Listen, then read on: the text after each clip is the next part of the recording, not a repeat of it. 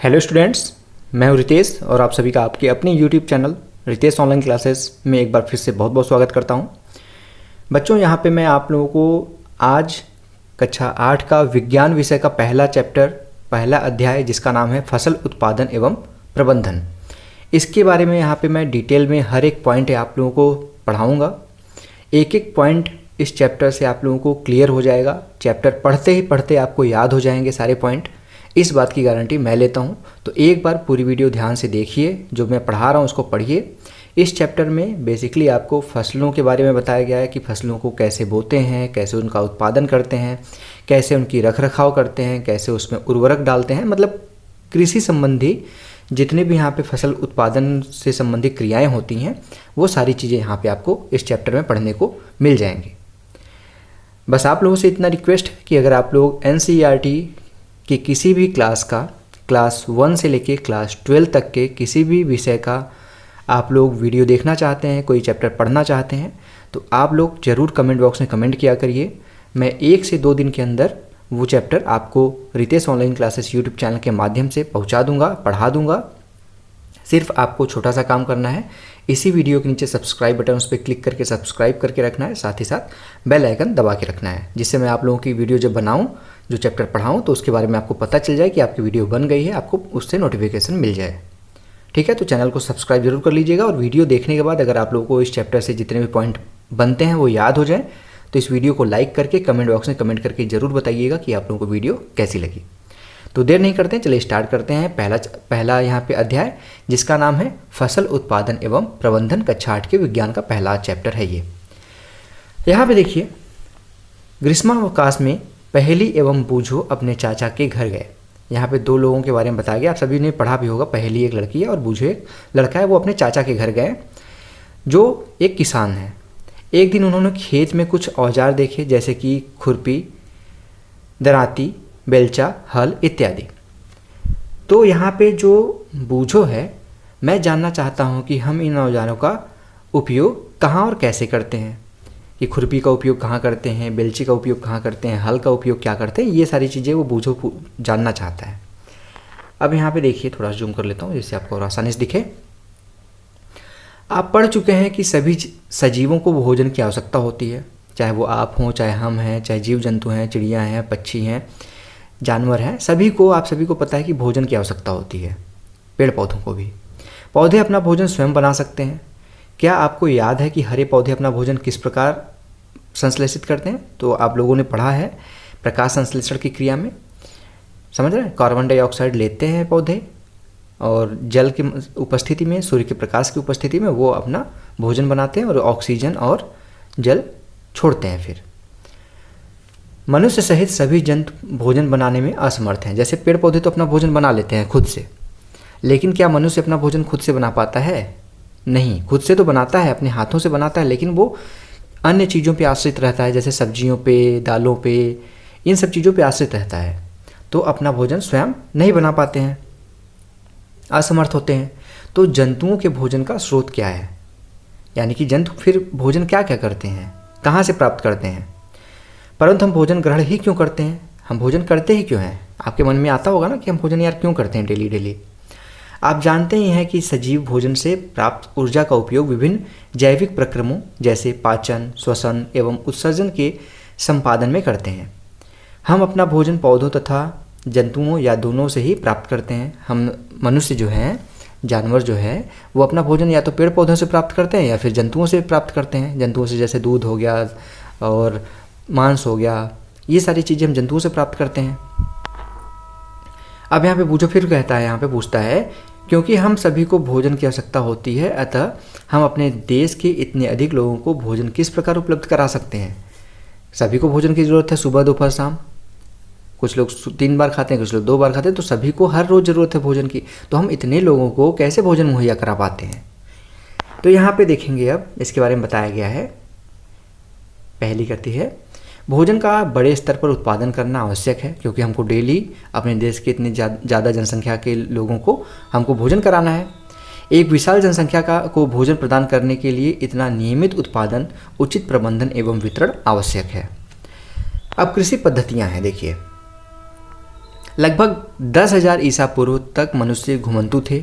वे एक स्थान से दूसरे स्थान पर भोजन एवं आवास की खोज में समूह में विचरण करते रहते थे। यानी कि वो पहले 10,000 ईसा पूर्व जो है वो मनुष्य घूमते रहते थे, एक जगह स्थिर नहीं रहते थे। वो भोजन की इस तलाश में एक जगह से दूसरी जगह पे घूमते रहते थे। वो भी समूह में घूमते थे, क्योंकि उस समय जंगली जानवर ज़्यादा थे, तो उससे बचने के लिए वो समूह में घूमा करते थे। वे कच्चे फल और सब्जियां खाते थे और उन्होंने भोजन के लिए जंतुओं का शिकार करना प्रारंभ कर दिया। कालांतर में खेती कर चावल, गेहूं एवं अन्य खाद्य फसलों को उत्पादित कर सके। इस प्रकार कृषि प्रारंभ हुआ। पहले तो वो घूमते थे, फलों को और सब्जियों को खाते थे सिर्फ, लेकिन बाद में उन्होंने फिर शिकार करना शुरू कर दिया। फिर उसके बाद धीरे धीरे उन लोगों ने खेती करना प्रारंभ कर दिया। जब एक ही किस्म के पौधे किसी स्थान पर बड़े पैमाने पर उगाए जाते हैं तो उसे फसल कहते हैं। तो फसल अगर पूछता है फसल क्या होता है, तो कह सकते हैं आप, जब एक ही किस्म के पौधे किसी स्थान पर बड़े पैमाने पर उगाए जाएं, बड़ी मात्रा में उगाए जाएं, तो उसे फसल कहते हैं। जैसे उदाहरण के लिए गेहूं की फसल का अर्थ है कि खेत में उगाए जाने वाले सभी पौधे गेहूं के हैं। क्या आप जानते हैं कि फसलें विभिन्न प्रकार की होती हैं, जैसे कि अन्न, सब्जियां, फल। जिस मौसम में यह पौधे उगाए जाते हैं उसके आधार पर हम फसलों का वर्गीकरण करते हैं। जैसे कुछ फसल ठंडियों में उगाए जाते हैं, बरसात के सीज़न में, कुछ फसल आपके गर्मियों में होते हैं, तो उसके हिसाब से उनको बांटा गया है। भारत एक विशाल देश है। यहाँ ताप, आर्द्रता और वर्षा जैसी जलवायु परिस्थितियाँ एक क्षेत्र से दूसरे क्षेत्र में भिन्न है। कहीं कहीं पे देखेंगे आप ठंड ज़्यादा पड़ती है, कहीं कहीं पे गर्मी ज़्यादा पड़ती है, कहीं कहीं पे बरसात ज़्यादा पड़ती है, कहीं कहीं पे उष्ण, वहाँ पे थोड़ा सा आर्द्रता ज़्यादा है। तो भारत एक ऐसा देश है जहाँ पे हर प्रकार का मौसम आपको देखने को मिल जाएगा। अतः देश के विभिन्न भागों में विविध प्रकार की फसलें उगाई जाती हैं। इस विविधता के बावजूद मोटे तौर पर फसलों को दो वर्गों में बांटा जा सकता है। वे इस प्रकार हैं। पहला देखिए है वर्ग खरीफ फसल। बहुत इंपॉर्टेंट पॉइंट है, याद रखिएगा। खरीफ फसल जो है बहुत इंपॉर्टेंट है। ये जो फसलों के प्रकार हैं खरीफ और रबी, इसको याद रखिएगा। कभी पूछ लेता है कि कितने प्रकार हैं, तो आप बता सकते हैं खरीफ और रबी। और उसमें पूछ लेगा कि आपको कि कोई भी फसल ऐसा, जैसे मक्का बोल दिया कि मक्का किस प्रकार का फसल है, रबी और खरीफ, तो आपको पढ़े रहेंगे आप कि खरीफ की फसल, तभी तो बता पाएंगे। तो खरीफ की फसल क्या होती है, देखिएगा, वह फसल जिसे वर्षा ऋतु में बोया जाए। जैसे बरसात शुरू हो गई, उस समय जो फसल बोई जाती है उसको खरीफ की फसल बोलते हैं। भारत में वर्षा ऋतु सामान्यतः आप सभी को पता है जून से सितंबर तक होती है। धान, मक्का, सोयाबीन, मूंगफली, कपास इत्यादि खरीफ की फसलें हैं। समझ रहे हैं, इसको याद रखिएगा। धान, मक्का, सोयाबीन, मूंगफली और कपास मुख्य रूप से ये खरीफ की फसलें हैं। ठीक है। इसके बाद देखेंगे आप रबी की फसल के बारे में बताया गया है। रबी की फसल क्या है, शीत ऋतु के प्रारंभ में बोया जाता है, यानी कि अक्टूबर से मार्च तक के बीच में। समझ रहे हैं। इसमें आपका गेहूं उगाया जाता है, चना, मटर, सरसों, अरबी रबी फसल के कुछ उदाहरण हैं। इसके अलावा कई स्थानों पर दालें और सब्जियां ग्रीष्म ऋतु में भी उगाई जाती हैं। अब यहाँ पे 1.2 में देखिए आधारिक फसल पद्धतियाँ, यानी कि आधिकारिक रूप से कौन कौन सी फसल पद्धतियाँ हैं, किस किस प्रकार से फसल हम बोते हैं। धान को शीत ऋतु में क्यों नहीं उगाया जा सकता, क्योंकि उस समय धान की खेती के लिए आप सभी को पता है पानी की ज़्यादा ज़रूरत होती है, इसलिए उसको शीत ऋतु में वर्षा होगी नहीं ज़्यादा। धान को देखिए यही बताया गया यहाँ पे, धान को बहुत अधिक पानी की आवश्यकता होती है, अतः इसे वर्षा ऋतु में ही उगाते हैं। अब आगे देखते हैं, यहाँ पे हम पढ़ते हैं, ध्यान से देखिए। फसल उगाने के लिए किसान को अनेक क्रियाकलाप सामयिक अवधि में करने पड़ते हैं। एक समय के अंतराल में, मतलब फिक्स समय में उसको ये सारे काम करने पड़ते हैं। आप देखेंगे कि क्या यह क्रियाकलाप उस प्रकार के हैं जिनका उपयोग माली अथवा आप सजावटी पौधे उगाने के लिए करते हैं। जैसे आपके घर में अगर आप कोई सजावटी पौधा है, तो आप सभी को पता है कुछ पौधे ठंडियों में फूलते हैं, कुछ गर्मियों के फूलने वाले पौधे होते हैं, तो उसके अनुसार ही किसान भी उसी तरीके से अपने फसलों को उगाता है। ये क्रियाकलाप अथवा कार्य कृषि पद्धतियाँ जो आगे दिए हैं उसको पढ़ते हैं। अब देखिए आगे क्या है। जैसे देखिए कृषि पद्धतियों में क्या क्या आता है। पहले मिट्टी तैयार करना। सबसे पहले कोई भी पौधा आप लगाने जा रहे हैं, कोई भी फसल उगाने जा रहे हैं, तो सबसे पहले आपकी मिट्टी अच्छी होनी चाहिए। उसके लिए उसकी तैयारी करते हैं, जैसे उसको जोतते हैं हल से, उसके बाद उसमें हम उसमें खाद डालते हैं, ठीक है, फिर उसमें बुआई करते हैं, फिर खाद और उर्वरक फिर से डालते हैं उसमें हम, उसके बाद सिंचाई करते हैं उसका हम जो बोए हैं, ठीक है, खरपतवार से सुरक्षा यानी उसमें जो घास फूस एक्स्ट्रा उग जाती हैं उसको हम निकालते हैं, फिर फसलों की कटाई करते हैं, फिर उसको हम रखते हैं। तो ये पद्धतियाँ हैं, इन सभी चीज़ों को हमको फॉलो करना होता है जब हम कोई फसल उगाते हैं। तो अब एक एक पॉइंट देखते हैं, मिट्टी तैयार करना क्या है। फसल उगाने से पहले मिट्टी तैयार करना प्रथम चरण है। मिट्टी को पलटना यानी कि जब जोतते हैं देखते होंगे मिट्टी ऊपर से नीचे हो जाती है, तथा इसे पोला बनाना। पोला बनाना मतलब ऐसा भुरभुरा बनाना कि हाँ ऊपर से हवा मिट्टी में जा सके। कृषि का अत्यंत महत्वपूर्ण कार्य है, इससे जड़ें भूमि में गहराई तक जा सकती हैं। पोली मिट्टी में गहराई में धंसी जड़ें भी सरलता से श्वसन कर सकती हैं। पोली मिट्टी किस प्रकार पौधों की जड़ों को सरलता से श्वसन करने में सहायक है, आप सभी को पता है। जैसे पोली मिट्टी का मतलब है मिट्टी हो गया भुरभुरा, उसके अंदर छेद है बीच बीच में छोटा छोटा, जिससे क्या होगा वहाँ पे हवा जा सकेगी नीचे तक, तो इसी को ही पोली मिट्टी कहते हैं। पोली मिट्टी मिट्टी में रहने वाले केंचुओं और सूक्ष्मजीवों की वृद्धि करने से सहायता करती है। टाइट मिट्टी हो जाएगी तो उसमें सूक्ष्मजीव और केंचुए जिंदा नहीं रह पाएंगे नीचे तक,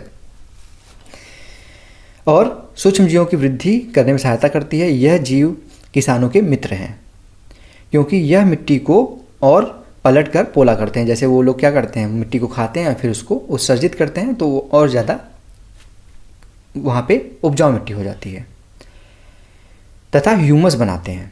परंतु मिट्टी को पलटना और पोला करना क्यों आवश्यक है, आपके दिमाग में आया होगा ना कि मिट्टी को हम क्यों पलटते हैं, क्यों उसको हम पोला करते हैं। तो वही मैंने बताया, मिट्टी को पलटते इसलिए हैं कि ऊपर की जो परत है वो नीचे चली जाए और नीचे की परत उपजाऊ पलटती रहे। मतलब ऐसा न हो कि एक ही मिट्टी बराबर हमेशा एक स्थिति पे बनी रहे।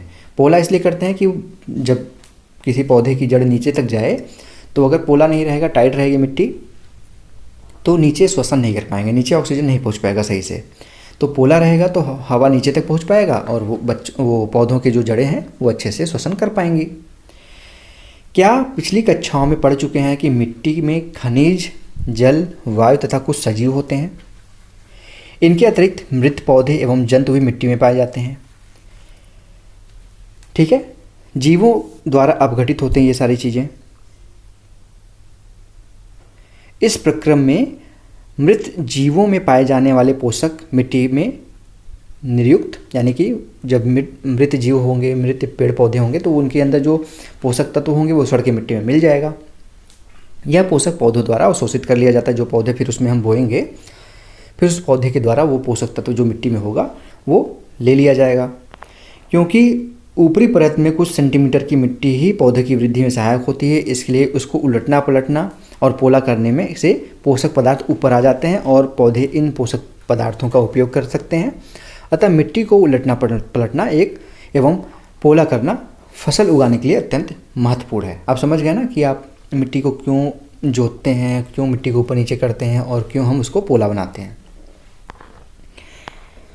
अब आगे देखेंगे, यहाँ पे मिट्टी को उलटने पलटने एवं पोला करने की प्रक्रिया जुताई कहलाती है। इसे हल चलाकर करते हैं।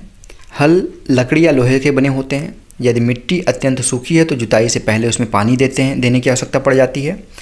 जुते हुए खेत में मिट्टी के बड़े बड़े ढेले भी हो सकते हैं। इन्हें एक पाटल की सहायता से तोड़ा जाता है। पाटल आता है जैसे ट्रैक्टर के पीछे लगा दिया जाता है, उसको जब चलाते हैं तो बड़े बड़े जो मिट्टी के टुकड़े होते हैं वो टूट के छोटे छोटे हो जाते हैं। जुते हुए खेत में मिट्टी के बड़े बड़े ढेले भी हो सकते हैं, ये बता दिया, ठीक है। बुआई एवं सिंचाई के लिए खेत को समतल करना आवश्यक है। यह कार्य पाटल द्वारा किया जाता है। कभी कभी जुताई से पहले खाद भी दी जाती है, जिससे जुताई के समय खाद मिट्टी में भली भांति मिल जाए। बुआई से पहले खेत में पानी दिया जाता है, ठीक है। अब कृषि औजार देखिए क्या क्या हैं। कृषि औजार, अच्छी उपज के लिए बुआई से पहले मिट्टी को भुरभुरा करना आवश्यक है। यह कार्य अनेक औजारों से किया जाता है, जैसे हल का प्रयोग करते हैं, कुदाली का प्रयोग करते हैं, कल्टीवेटर का प्रयोग करते हैं। इस कार्य में उपयोग किए जाने वाले प्रमुख औजार हैं, जैसे देखेंगे यहाँ पे ये हल नीचे दिया गया है, देख रहे हैं आप। हल सेफ्ट है, जोत रहा है यहाँ किसान, ठीक है। और ये आपका जो देख रहे हैं फाल है, जो ये ज़मीन में धंसा हुआ जो मिट्टी को तोड़ रहा है, तो यही सारे औजार यहाँ पे बताए गए हैं। इसको देखिए, पहले हल है। प्राचीन काल से ही हल का उपयोग जुताई, खाद उर्वरक मिलाने, खरपतवार निकालने एवं मिट्टी खुरचने के लिए किया जा रहा है। यह औजार लकड़ी का बना होता है, जिसे बैलों की जोड़ी अथवा अन्य पशु जैसे घोड़े हो गए, ऊँट हो गए की सहायता से खींचा जाता है। अब तो ट्रैक्टर आ गया है। इसमें लोहे की मजबूत तिकोनी पत्ती होती है, जिसे फाल कहते हैं। अभी मैंने दिखाया फाल जो ज़मीन में धंसा हुआ था। हल का मुख्य भाग लंबी लकड़ी का बना होता है, जिसे हल शैफ्ट कहते हैं। इसके लिए इसके एक सिरे पर हैंडल होता है तथा दूसरे सिरा जोत के डंडे से जुड़ा होता है, जिसे बैल की गर्दन के ऊपर रख दिया जाता है। एक जोड़ी बैल एवं एक आदमी इसे सरलता से चला सकता है। चित्र में अभी आपको जो दिखाया नीचे वही। आजकल लोहे की हल तेज़ी से देसी लकड़ी की हल की जगह ले रहे हैं। अब यहाँ पे कुदाली है अगला औजार। यह एक सरल औजार है जिसका उपयोग खरपतवार निकालने एवं मिट्टी को पोला करने के लिए किया जाता है। इसमें लकड़ी अथवा लोहे की छड़ होती है, जिसके एक सिरे पर लोहे की चौड़ी एवं और मुड़ी प्लेट लगी होती है। ये देखिए, ये कुदाली है। यहाँ पे देखिए, या तो लकड़ी का होगा या लोहे का होगा। यहाँ पे ये मुड़ी हुई लोहे की पट्टी होगी, जिसे क्या करेंगे, उसको हम मार के मिट्टी को पोला बनाते हैं, जो ब्लेड की तरह कार्य करती है। इसका दूसरा सिरा पशुओं द्वारा खींचा जा सकता है। या फिर हाथ से भी इसका प्रयोग करते हैं। अब आता है अगला कल्टीवेटर। आजकल जुताई ट्रैक्टर द्वारा संचालित कल्टीवेटर से किया जाता है। कल्टीवेटर में उपयोग से श्रम एवं समय दोनों की बचत होती है। देखिए, ये जो नीचे दिख रहा है आपको पीछे, ये कल्टीवेटर है, जिसको फार कहते हैं। ठीक है। अब आता है नेक्स्ट आपका औजार देख लिया। अगला यहाँ पे स्टेप है बुआई का। आपने खेत की मिट्टी को पोला बना लिया, उलट पलट लिया, जोत लिया उसको। अब उसमें हम बोएंगे फसल को। बुआई फसल उत्पादन का सबसे महत्वपूर्ण चरण है। बोने से पहले अच्छी गुणवत्ता वाले साफ एवं स्वच्छ बीजों का चयन किया जाता है। ऐसा तो है नहीं कि कोई भी बीज उठा के बो देंगे, हो सकता है वो ख़राब बीज हो तो उगेगा ही नहीं, इतना मेहनत ख़राब हो जाएगा। इसलिए बुआई के पहले हम ध्यान देते हैं कि जो हम बीज बोएंगे वो अच्छी गुणवत्ता वाले हों, अच्छे किस्म के हों और स्वस्थ हों। किसान अधिक उपज देने वाले बीजों को प्राथमिकता देता है। अब यहाँ पे देखेंगे बीजों का चयन कैसे करते हैं। एक दिन मैंने अपनी माँ को देखा कि माँ चने के कुछ बीज एक बर्तन में रखकर उसमें कुछ पानी डाल रही थी। कुछ मिनट पश्चात कुछ बीज पानी के ऊपर तैरने लगे। मुझे आश्चर्य हुआ कि कुछ बीज पानी के ऊपर क्यों तैरने लगे। तो यहाँ पे देखिए, इसके बारे में बताया गया है क्रियाकलाप। एक बीकर लेकर इसमें पानी से आधा भरिए, उसमें एक मुट्ठी गेहूं के दाने डाल दीजिए, डालकर भली भांति हिलाइए। कुछ समय प्रतीक्षा कीजिए तो देखेंगे कुछ जो खराब बीज होंगे वो ऊपर आ जाएंगे पानी के, और जो अच्छे बीज होंगे नीचे डूब जाएंगे। क्या कुछ बीज जल के ऊपर तैरने लगे? जो बीज पानी में बैठ जाते हैं वे हल्के हैं और या भारी हैं, आप बताइए। क्षतिग्रस्त बीज खोखले हो जाते हैं और इस कारण हल्के होते हैं, अतः यह जल में तैरने लगते हैं। अच्छे और स्वस्थ बीज को क्षतिग्रस्त बीजों से अलग करने की एक अच्छी विधि है। बुआई से पहले बीज बोने के औजारों के बारे में जानना आवश्यक है। बीज बोने के औजार देखिए कौन कौन से हैं। परंपरागत औजार है। पहला, परंपरागत रूप से बीजों की बुआई में इस्तेमाल किया जाने वाला औजार कीप के आकार का होता है। बीजों को कीप के अंदर डालने पर यह 2 या 3 नुकीले सिरे वाले पाइपों से गुजरता है। ये सिरे मिट्टी को भेद कर बीज को स्थापित करते हैं। जैसे देखिए यहाँ पे ये कीप है, इसमें बीज डाला जा रहा है और ये नीचे मिट्टी में चला जा रहा है जोतने के बाद। ठीक है। आगे देखिए, ये है आपका सीड ड्रिल। अब आ गया है सीड ड्रिल नया जमाने का। सीड ड्रिल क्या होता है देखेंगे इसमें, तो ऊपर यहाँ पे पूरा बॉक्स होता है इस तरीके से, इसमें पूरा बीज डाल देते हैं और यहाँ पे कई पाइप लगे होते हैं, एक साथ कई जगह पे आप बीज बो सकते हैं। सभी से निकलेगा और इतनी जगहों पे बीज बोता चला जाएगा आगे। सीड ड्रिल आजकल बुआई के लिए ट्रैक्टर द्वारा यहाँ पे संचालित सीड ड्रिल का उपयोग होता है। इसके द्वारा बीजों में समान दूरी एवं गहराई बनी रहती है। यह सुनिश्चित करता है कि बुआई के बाद बीज मिट्टी द्वारा ढक जाएं। इससे बीजों को पक्षियों द्वारा खाए जाने से रोका जा सकता है। सीड ड्रिल द्वारा बुआई करने के समय एवं श्रम दोनों की बचत होती है। अब यहाँ पे देखिए फिर से क्वेश्चन पूछ रहा है बच्चा, मेरे विद्यालय के समीप एक पौधशाला नर्सरी है। मैंने देखा है कि पौधे छोटे छोटे थैलों में रखे हैं। वे इस प्रकार क्यों रखे हैं? तो यहाँ पे देखिए बताया जा रहा है, धान जैसे कुछ पौधों के बीजों को पहले पौधशाला में उगाया जाता है। पौध तैयार हो जाने पर उन्हें हाथों द्वारा खेत में रोपित किया जाता है। कुछ वनी पौधे एवं पुष्पी पौधे भी पौधशाला में उगाए जाते हैं, इसलिए उनको छोटे छोटे थैलों में उगाया जाता है। फिर उसके बाद जब उग जाते हैं तो उनको बो दिया जाता है अलग जगह ले जाके।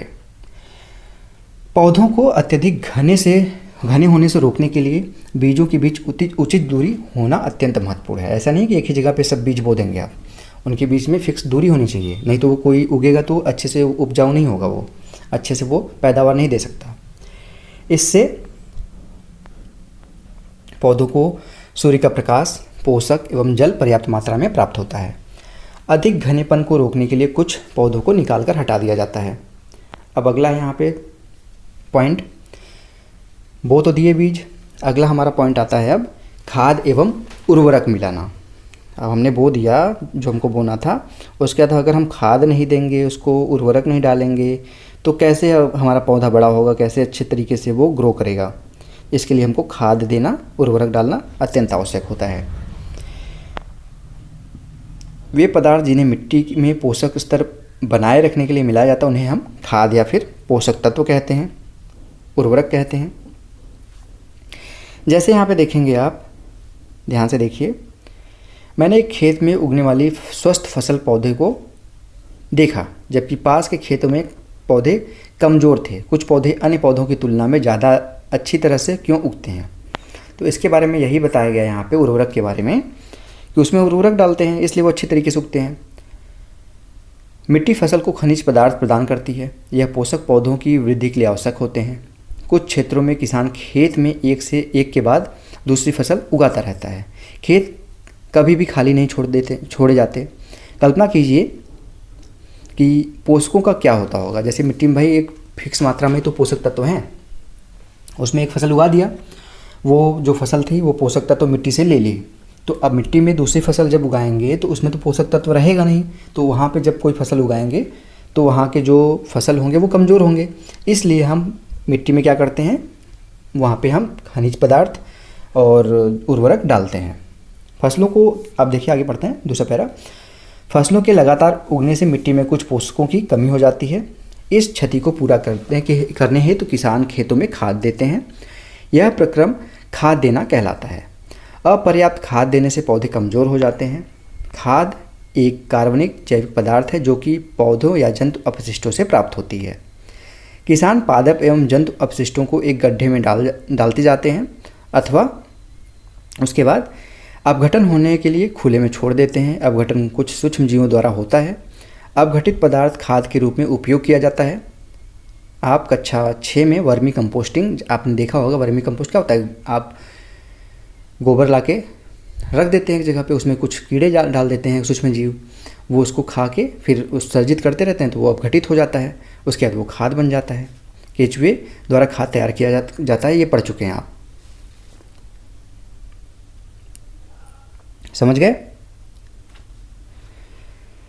आगे देखते हैं। अब क्रियाकलाप कर लीजिएगा आप लोग, ये सिंपल सा है, ठीक है। पौधे उगाने के लिए उर्वरक डालते हैं एक में और एक में नहीं डालते। आगे देखिए यहाँ पे कहीं दिखा देता हूँ, क्रियाकलाप भी बता देता हूँ। मूंग अथवा चने के बीज लेकर उन्हें अंकुरित कीजिए। इनमें से एक ही आकार वाले 3 नवोद्भिद छांट लीजिए, यानी कि एक ही प्रकार के जो तीनों बीज जो हुए हैं। अब 3 गिलास अथवा ऐसे ही पात्र लीजिए, ABC, निशान लगाइए। गिलास A में थोड़ी सी मिट्टी लेकर इसमें थोड़ी सी गोबर का खाद मिलाइए। गिलास B में समान मात्रा में मिट्टी लेकर उसमें थोड़ा सा यूरिया मिलाइए। गिलास C में कुछ मिट्टी लीजिए, बिना कुछ मिलाए उसको ऐसे रख दीजिए। अब इनमें तीनों में पानी की समान मात्रा डाल दीजिए, डालकर सुरक्षित स्थान पर रख दीजिए। प्रतिदिन पानी देते रहिए। 7 से 10 दिनों बाद उनकी वृद्धि को नोट करिए, ठीक है।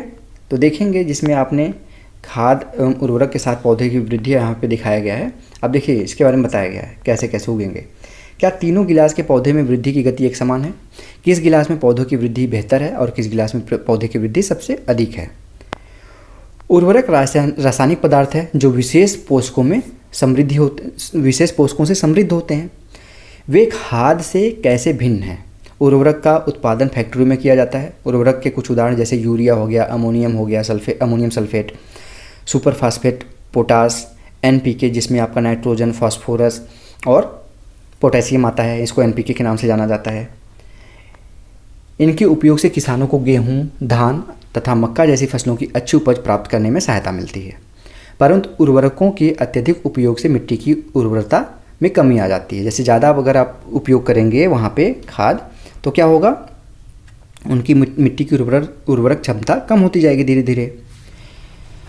यह जल प्रदूषण का भी स्रोत है। आप पानी डालें, पानी बह के कहीं गया नदी तालाब में, तो वो भी प्रदूषित हो गया। इसलिए हमें उर्वरकों के स्थान पर जैविक खाद का उपयोग करना चाहिए, अथवा 2 फसलों के बीच में खेती कुछ समय के लिए बिना बोए कुछ उगाए छोड़ देना चाहिए। खाद के उपयोग से मिट्टी के गठन एवं जल अवशोषण क्षमता में भी वृद्धि होती है। इससे मिट्टी में सभी पोषकों की प्रतिपूर्ति हो जाती है। मिट्टी में पोषकों की प्रतिपूर्ति का अन्य तरीका है फसल चक्रण, यानी कि एक फसल बोए फिर दूसरे तरीके की फसल बोए, फिर अगली बार अलग प्रकार की फसल बोए, उसको फसल चक्रण कहते हैं। यह एक फसल के बाद खेत में दूसरे किस्म की फसल एकांतर क्रम में उगाकर किया जा सकता है। पहले उत्तर भारत में किसान फलीदार चारा एवं ऋतु में उगाते थे, एक ऋतु में उगाते थे तथा गेहूँ दूसरी ऋतु में। इससे मिट्टी में नाइट्रोजन का पुनः पूरण हो जाता था। किसानों को एक पद्धति को अपनाने के लिए प्रोत्साहित किया गया है। उसके बाद देखिए राइजोबियम के बारे में आपने पढ़ा है, जो दलहन वाले पौधे होते हैं उनकी जड़ों में रहता है, सूक्ष्म जीव। पिछली कक्षाओं में आप राइजोबियम बैक्टीरिया के विषय में पढ़ चुके हैं। यह फलीदार, ठीक है, पौधों की जड़ों की ग्रंथियों में पाए जाते हैं और वायुमंडलीय नाइट्रोजन का स्थिरीकरण करते हैं, यानी कि नाइट्रोजन पौधों तक पहुंचाते हैं। अब यहाँ पे कुछ उर्वरक और खाद के बीच अंतर बताया गया, इसको देख लीजिए आप। उर्वरक और खाद कैसे अंतर एक दूसरे से डिफरेंट हैं यहाँ पे। तो यहाँ पे बताया गया, एक तरफ उर्वरक लिखिए, दूसरी तरफ खाद। उर्वरक एक मानव निर्मित लवण है, यानी कि इसको मशीनों द्वारा फैक्ट्री में बनाया जाता है। जबकि खाद क्या है? खाद एक प्राकृतिक पदार्थ है जो गोबर एवं पौधों के अवशेष से विघटन से प्राप्त होता है। दूसरा उर्वरक है, यहाँ पे उर्वरक का पॉइंट, उर्वरक का उत्पादन फैक्ट्री में होता है, अभी मैंने बताया। खाद खेतों में बनाई जाती है। तीसरा पॉइंट है, उर्वरक से मिट्टी को ह्यूमस प्राप्त नहीं होता, जबकि खाद से मिट्टी को प्रचुर मात्रा में ह्यूमस प्राप्त होता है। चौथा है, उर्वरक में पादप पोषक जैसे कि नाइट्रोजन, फास्फोरस और पोटेशियम प्रचुर मात्रा में होते हैं, यानी कि ज़्यादा मात्रा में होते हैं उर्वरक में, जबकि खाद में इसकी तुलना में कम मात्रा में पोषक तत्व होते हैं। लेकिन उर्वरक का हानि भी है और आपके खाद की कोई हानि नहीं है, इसलिए ये ज़्यादा प्रेफर किया जा रहा है, इस समय प्रोत्साहित किया जा रहा है कि किसान खाद का प्रयोग करें। सारणी 1.1 में उर्वरक एवं खाद के बीच अंतर बताया गया है, अभी जो दिखाया मैंने आपको। खाद के क्या क्या लाभ हैं? जैविक खाद उर्वरक की अपेक्षा अधिक अच्छी मानी जाती है। इसका कारण यह है कि इससे मिट्टी का जल धारण क्षमता में वृद्धि होती है, यानी कि ज़्यादा देर तक वो जल रखती है। इससे मिट्टी भुरभुरी एवं सरंध्र हो जाती है, यानी कि पोली हो जाती है मिट्टी। इससे मित्र जीवाणुओं की संख्या में वृद्धि होती है, यानी कि जो जीवाणु हैं उनकी संख्या बढ़ती है, जबकि उर्वरक डालेंगे तो उनकी संख्या घट जाती है। ठीक है, इस जैविक खाद से मिट्टी का गठन सुधर जाता है, यानी कि मिट्टी और उपजाऊ हो जाती है। अब नेक्स्ट आपका पॉइंट आता है, आपने खाद भी डाल दिया, अब अगला पॉइंट आता है कि अगला खेती में क्या करें? अगला काम सिंचाई करेंगे। जीवित रहने के लिए प्रत्येक जीव को जल की आवश्यकता होती है। पौधों के वृद्धि एवं परिवर्धन के लिए जल का विशेष महत्व है। पौधों की जड़ों द्वारा जल का अवशोषण होता है, जिसके साथ खनिजों और उर्वरकों का भी अवशोषण होता है। पौधों में लगभग 90% जल होता है। जल आवश्यक है क्योंकि बीजों का अंकुरण जो होता है शुष्क स्थिति में नहीं हो सकता, उसके लिए जल चाहिए होगा।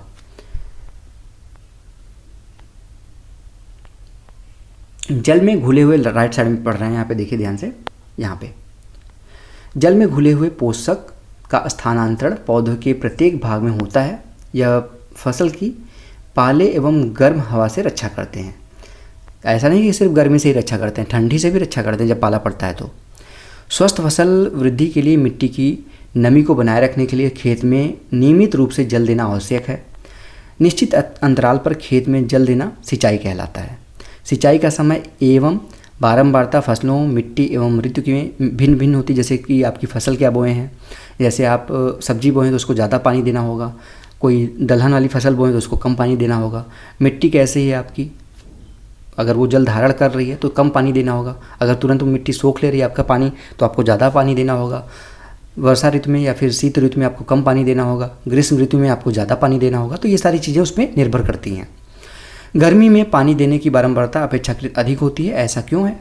क्योंकि वहाँ पे गर्मी पड़ेगी तो पौधे ज़्यादा पानी, उनका वाष्पीकरण होगा तो उनको ज़्यादा जल की आवश्यकता होगी।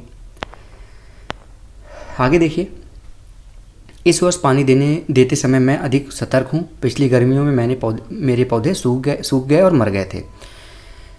सिंचाई के स्रोत, अगला पॉइंट है सिंचाई के स्रोत। सिंचाई किन किन साधनों से दी जाती है? तो पहला है यहाँ पे कुएँ, जलकूप, तालाब, झील, नदियाँ, बांध एवं नहर इत्यादि जल के स्रोत हैं। देखिए, ये सिंचाई के पारंपरिक तरीके हैं, जैसे कुआं हो गया, झीलें हो गई, नहरें हो गई। ये क्या है? पारंपरिक तरीके हैं। कुओं, झीलों एवं नहरों में उपलब्ध जल को निकालकर खेतों तक पहुंचाने के तरीके विभिन्न क्षेत्रों में भिन्न भिन्न हैं। मवेशी अथवा मजदूर इन विधियों में इस्तेमाल किए जाते हैं। अतः यह सस्ते हैं परंतु यह कम दक्ष है, यानी कि सस्ते तो हैं लेकिन कम धीरे धीरे पानी जाता है इसमें। विभिन्न पारंपरिक तरीके हैं, जैसे घिरनी के द्वारा जंतु लगा रहता है और घिरनी चलता रहता है, कुएं में पानी निकलता रहता है, पानी गिरता रहता है नाली में और वो आगे बढ़ता रहता है। चेन पंप, ढेकली, रहट, वो भी एक तरह का घिरनी होता है। ठीक है, तो ये आपके पारंपरिक तरीके हैं। चेन पंप देखिए दिखाया गया है यहाँ पे, ढेकली दिखाया गया है, ऊपर आपका मोट दिखाया गया है। इसके बाद यहाँ पे नीचे देखेंगे आप रहट दिखाया गया है। ठीक है, जल को ऊपर खींचने के लिए सामान्यतः पंप का उपयोग किया जाता है। पंप चलाने के लिए डीजल, बायोगैस, विद्युत एवं सौर ऊर्जा का प्रयोग किया जा सकता है। इसके बाद सिंचाई की आधुनिक विधियाँ क्या क्या हैं? सिंचाई की आधुनिक विधियों द्वारा हम जल का उपयोग मितव्ययता से कर सकते हैं, यानी कि सही तरीके से कर सकते हैं। पहला है छिड़काव तंत्र। स्प्रिंकलर सिस्टम आता है, जैसे खेतों में आप देखेंगे पाइप लगा रहता है, पानी वहाँ से निकलता है और चारों तरफ छिड़कता है, वो उसको स्प्रिंकलर सिस्टम कहते हैं। इस विधि का उपयोग कम पानी ज़्यादा दूर तक पहुँच जाता है इसमें। इस विधि का उपयोग असमतल भूमि के लिए किया जाता है, जहाँ पर जल कम मात्रा में उपलब्ध हो। ऊर्ध्व पाइपों, खड़ी हुई पाइप रहती है उसमें खेतों में, कि ऊपरी सिरों पर घूमने वाले नोजल लगे रहते हैं। यह पाइप निश्चित दूरी पर मुख्य पाइप से जुड़े होते हैं। जब पंप की सहायता से जल मुख्य पाइप में भेजा जाता है तो वह घूमते हुए नोजल से बाहर निकलते हैं। इसका छिड़काव पौधे पर इस प्रकार होता है जैसे वर्षा होती है। छिड़काव लॉन, कॉफ़ी की खेती एवं अन्य फसलों के लिए अत्यंत उपयोगी है। अगला है ड्रिप तंत्र, ड्रिप सिस्टम। इस विधि से में जल बूंद बूंद करके सीधे पौधे की जड़ों पर गिरता है। ठीक है, इसमें भी कम पानी लगता है। इसे ड्रिप तंत्र कहते हैं। फलदार पौधे, बगीचों एवं वृक्षों को पानी देने का सर्वोत्तम तरीका है। इससे पौधों को बूंद बूंद करके जल प्राप्त होता है। इस विधि में जल बिल्कुल व्यर्थ नहीं होता, अतः यह जल की कमी वाले क्षेत्रों के लिए वरदान है। तो अगर आप लोग अभी तक वीडियो देख रहे हैं तो देखिए यहाँ पे ड्रिप तंत्र दिखाया गया है। तो आप लोग वीडियो को लाइक कर दीजिए और रोशन की यहाँ पे Ritesh online classes YouTube channel को आप सब्सक्राइब भी कर लीजिए। इसी वीडियो के नीचे सब्सक्राइब बटन है, उस पर क्लिक करके सब्सक्राइब जरूर कर लीजिए दोस्तों। आप ही लोगों की हेल्प के लिए यहाँ पे ये चैनल बनाया गया एनसीईआरटी की क्लासेस के लिए।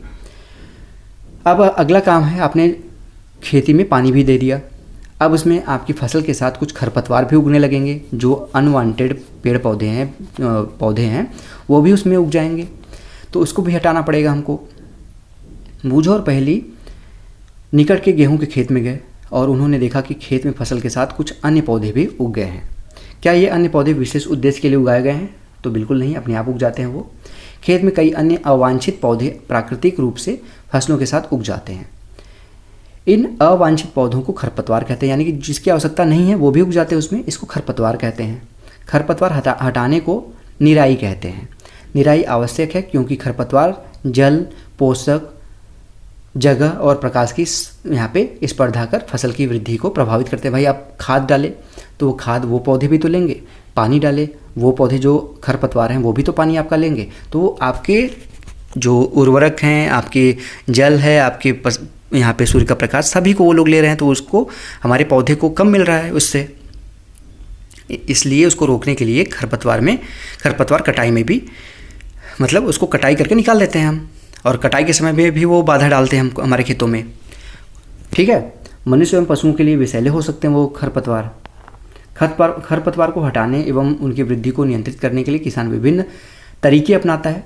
फसल उगाने से पहले खेत जोतने से खरपतवार उखाड़ने एवं हटाने में सहायता मिलती है। इससे खरपतवार पौधे सूखकर मर जाते हैं और मिट्टी में मिल जाते हैं। खरपतवार हटाने का सर्वोत्तम समय उनमें पुष्पण एवं बीज बनने से पहले का है, यानी कि पुष्प आ रहा है और बीज बन रहा है, उससे पहले ही हम खरपतवार निकाल दें तो ज़्यादा अच्छा रहेगा, क्योंकि वो बीज गिरेगा नहीं फिर, और फिर नए पौधे नहीं उग पाएंगे। समझ गए। खरपतवार पौधे को हाथ से जड़ सहित उखाड़कर अथवा भूमि के निकट से काटकर समय समय पर हटा दिया जाता है। यह कार्य खुरपी या हैरो की सहायता से किया जाता है। हैरो लंबा सा होता है, उसी तरह खुरपी की तरह। रसायनों के उपयोग से भी खरपतवार नियंत्रित किया जाता है। कुछ ऐसे रसायन आते हैं जिनका उपयोग करेंगे तो आपका जो खेती रहेगा, फसल रहेगा, वो नहीं जलेगा, आपके खरपतवार वाले पौधे जल जाएंगे। जैसे 2,4-D। खेतों में इसका छिड़काव किया जाता है, जिससे खरपतवार पौधे मर जाते हैं परंतु फसल को हानि नहीं होती। खरपतवार नाशी को जल में आवश्यकता अनुसार मिलाकर स्प्रे फुहारा की सहायता से खेतों में छिड़का जाता है। देख लीजिए, इस तरीके से किसान छिड़क रहा है। क्या खरपतवार नाशी का प्रभाव इसको छिड़कने वाले व्यक्ति पर भी पड़ता है? बिल्कुल पड़ता है। जैसा पहले बताया गया, खरपतवार की वृद्धि से के समय तथा पुष्पण एवं बीज बनने से पहले ही खरपतवार नाशी का छिड़काव करते हैं। खरपतवार नाशी के छिड़काव से किसान के स्वास्थ्य पर भी प्रभाव पड़ सकता है, अतः उन्हें इस रसायन का प्रयोग सावधानीपूर्वक करना चाहिए। छिड़काव करते समय वो अपने मुंह एवं नाक को अच्छे तरीके से कपड़े से ढक लें। जैसे कि किसान देखेंगे, इसने अपने मुंह पे मास्क लगाया हुआ है। रसायन है, उर्वरक है, जब पेड़ पौधे को मार रहा है तो आपके भी लिए भी तो हानिकारक होगा। अब आपने रसायन भी, खरपतवार भी निकाल लिया। अब आता है आपका कटाई का टाइम। फसल की थोड़ा सा लंबा चैप्टर है, लेकिन एक एक पॉइंट आप समझेंगे तो आपको चैप्टर पढ़ते ही पढ़ते याद हो जाएगा। कटाई आता है अगला पॉइंट। फसल की कटाई एक महत्वपूर्ण कार्य है। फसल पक जाने के बाद उसे काटना कटाई कहलाता है। कटाई के दौरान या तो पौधे को खींचकर उखाड़ लेते हैं अथवा उसे धरातल के पास से काट लेते हैं। एक अनाज फसल को पकने में लगभग 3 से 4 महीने का समय लगता है। हमारे देश में दराती की सहायता से हाथ द्वारा कटाई की जाती है। दराती देख लीजिए, हसुआ जिसको कहते हैं एक तरह से इधर की लैंग्वेज में। हमारे देश में दराती की सहायता से हाथ द्वारा कटाई की जाती है, अथवा मशीन का उपयोग जिसको हार्वेस्टर कहते हैं। देखेंगे आप, बड़े बड़े ट्रैक्टर की टाइप का आता है, आगे उसमें काटने वाला मशीन लगा होता है, वो चलता जाता है और फसल काट के गिराता जाता है। काटी गई फसल से बीज दानों को भूसे से अलग करना होता है, इसके लिए हम थ्रेसिंग का काम करते हैं, थ्रेसरिंग का।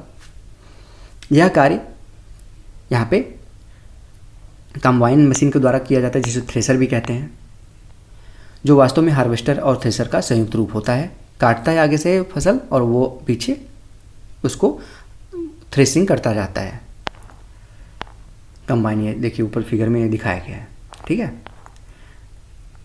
कटाई के बाद कभी कभी तने के टुकड़े खेत में रह जाते हैं, जिन्हें किसान जला देते हैं। पहली, इन टुकड़ों के खेत में जलाने की क्या कारण चिंतित है। वह जानती है कि इससे प्रदूषण होता है, इससे खेत में पड़ी फसल में आग लगने का भी खतरा होता है। अब आता है यहाँ पे बुनाई इसको कहते हैं। आप इसके विषय में कक्षा 6 में पढ़ चुके हैं। ठीक है। कटाई पर्व एक होता है, जिस समय एक पर्व के रूप में इसको मनाया जाता है, जिसको कटाई पर्व कहते हैं, जब कटने लगता है फसल। 3-4 महीनों के कठोर परिश्रम के बाद कटाई का समय आता है। स्वर्णिम दिनों से भरी खड़ी फसल किसान के हृदय में उल्लास एवं अच्छे समय का भाव संचारित करती है। यह समय थोड़ा आराम करने एवं खुशी मनाने का है, क्योंकि पिछली ऋतु के प्रयत्न का फल मिलता है। इसलिए भारत में के सभी भागों में कटाई का समय हर्षोल्लास एवं खुशी का होता है।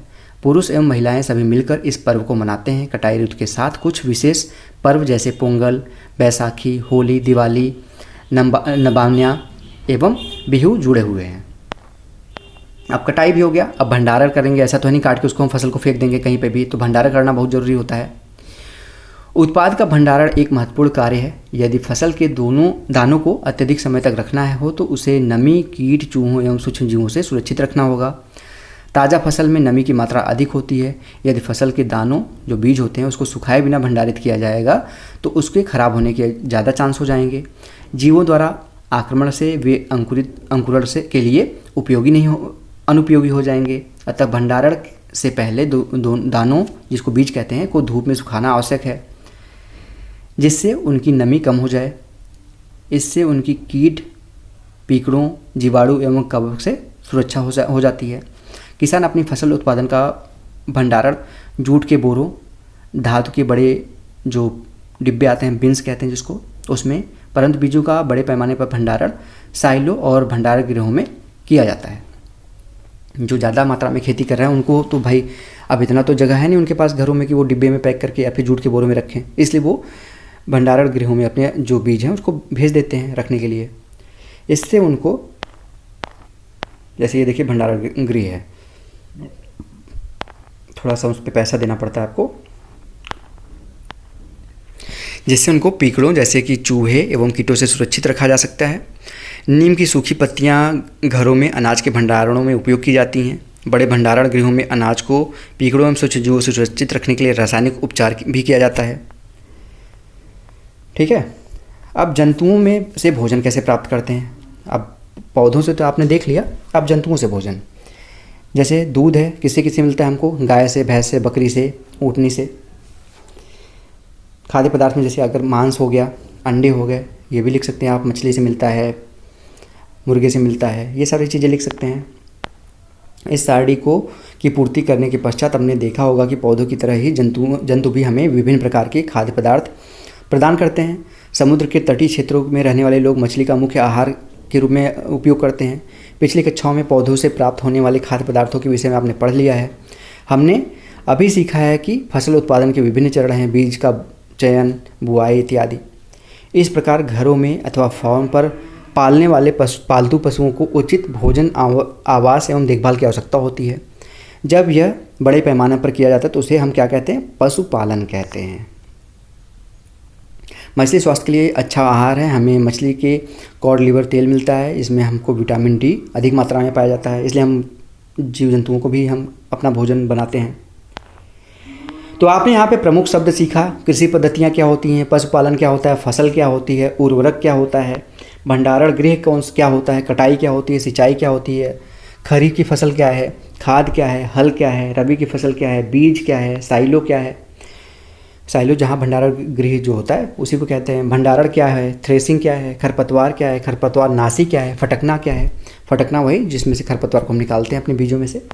तो ये सारी चीज़ें आपने सीखी हैं। आशा ये करता हूँ कि आपको आज का ये चैप्टर जो 40 मिनट के आसपास की क्लास हुई है वो आप लोगों को अच्छे से समझ में आया होगा। अगर समझ में आया हो तो वीडियो को लाइक करके कमेंट बॉक्स में कमेंट करके ज़रूर बताइए कि आप लोगों को ये चैप्टर समझ में आया कि नहीं आया। जल्द ही मैं आप लोगों को इस चैप्टर का क्वेश्चन आंसर भी करा दूंगा। और अब डेली बेसिस पे आप लोगों को एनसीईआरटी के अलग अलग क्लासेस मिलती रहेंगी। हर दिन नई नई क्लासेस मिलेंगी आपको। अगर इसके अलावा कोई चैप्टर आपको स्पेशली पढ़ना है तो उसके लिए आप कमेंट करिए, बिल्कुल फ्री है। 1 से 2 दिन के अंदर मैं वो चैप्टर पढ़ा दूंगा किसी भी विषय का। ठीक है, इसके लिए सिर्फ छोटा सा काम करना है आपको, बिल्कुल फ्री है वो भी। इसी वीडियो के नीचे सब्सक्राइब लिखा हुआ एक बटन आ रहा होगा, उसको सब्सक्राइब करके Ritesh online classes YouTube channel से जुड़ जाइए, बिल्कुल फ्री है। और बेल आइकन दबा के रखिए। ठीक है फ्रेंड्स, तो मिलते हैं नेक्स्ट वीडियो में, क्वेश्चन आंसर वाली वीडियो में। तब तक के लिए आप सभी का बहुत बहुत धन्यवाद। जय हिंद, वंदे मातरम।